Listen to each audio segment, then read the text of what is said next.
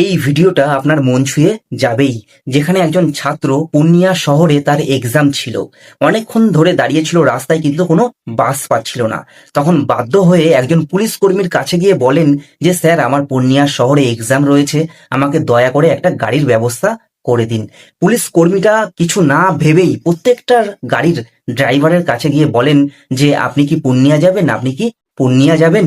आप पूर्णिया जा रहे हैं क्या सर? आप पूर्णिया जाएंगे सर क्या? आपसे रिक्वेस्ट है, इनका एग्जाम है। এই ভিডিওটা হচ্ছে বিহারের।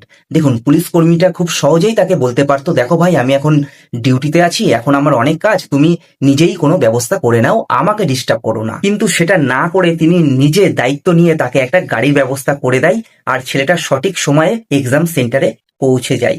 সত্যি বলতে বহু মানুষের এই পোশাকটার প্রতি ভালোবাসা, শ্রদ্ধা, ভক্তি এগুলো উঠে গেছে।